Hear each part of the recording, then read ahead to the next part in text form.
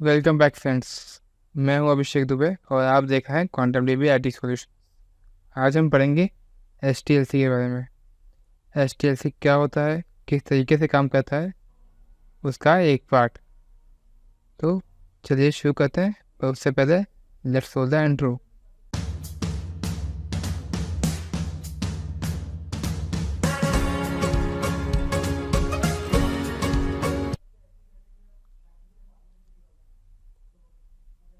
तो welcome back friends. What is software testing life cycle, HTLC क्या होता है। ठीक है, तो software testing life cycle HTLC is a sequence of specific activities conducted during the testing process to ensure software quality goals are met. STLC involves both verification and validation activities. Contrary to popular belief, software testing is not just a single isolated activity that is testing. It consists of series of activities carried out methodology to help certify your software product. STLC stands for Software Testing Life Cycle।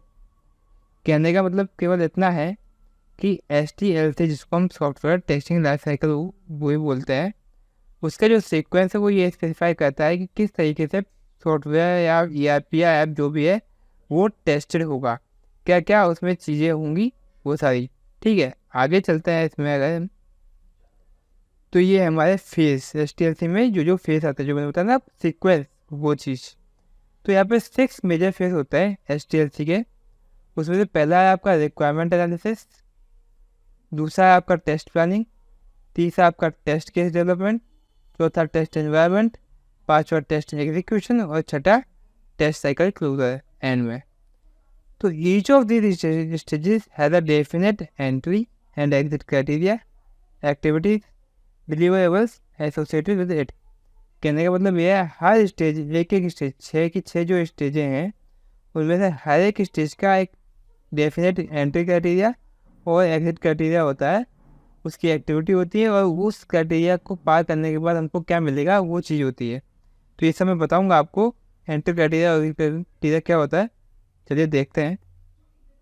What is entry and exit criteria in STLC? STLC software testing life cycle में entry और exit criteria क्या होता है। तो basically entry criteria gives the request items that must be completed before testing can begin. Entry criteria क्या है? Entry criteria मतलब test शुरू करने से पहले जो हमारी प्री रिक्वेस्ट है, मीन्स हम एक ऐप या एक सॉफ्टवेयर अगर टेस्ट करने जा रहे हैं तो उससे पहले हमको क्या क्या चीज़ें देखनी है कि वो टेस्ट दे भी सकता है कि नहीं।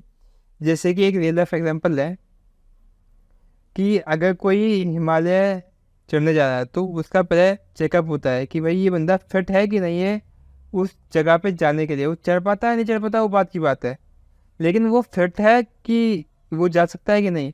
तो इसी तरीके से कि हमारा ऐप या हमारा सॉफ्टवेयर फिट है टेस्ट करने के लिए या नहीं, तो वो चीज़ होती है एंट्री क्राइटेरिया। अब एग्जिट क्राइटेरिया क्या होता है?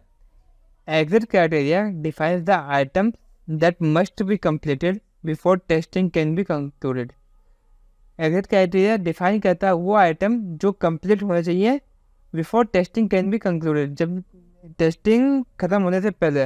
मतलब अगर कोई रिक्वायरमेंट दी गई है ऐप में या कोई सॉफ्टवेयर दिया गया है तो उसमें जो रिक्वायरमेंट दी है वो फुलफिल हो रही है कि नहीं। ठीक है, आगे चलते हैं। You have entry and exit criteria for all levels in software testing life cycle। आपके पास हर फेज में हर लेवल पे सॉफ्टवेयर टेस्टिंग लाइफ साइकिल की, जो कि मैंने आपको ये 6 फेज बताए थे, requirement analysis, test planning, test case development, test environment setup, test execution और टेस्ट साइकिल क्लोजर। हर एक फेज के लिए आपके पास एंट्री और एग्जिट क्राइटेरिया होता है जो टेस्टर डिफाइन करता है। ठीक है, आइडियल वर्ल्ड में you will not enter the next stage until the exit criteria or the previous stage is met।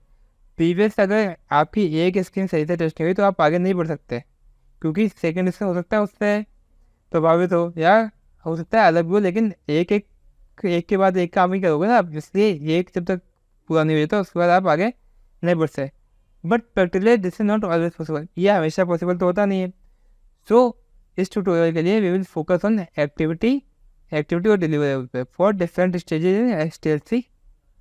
ठीक है, तो अभी के लिए बस इतना ही। आगे मिलते हैं नेक्स्ट वीडियो में सेकंड पार्ट लेके।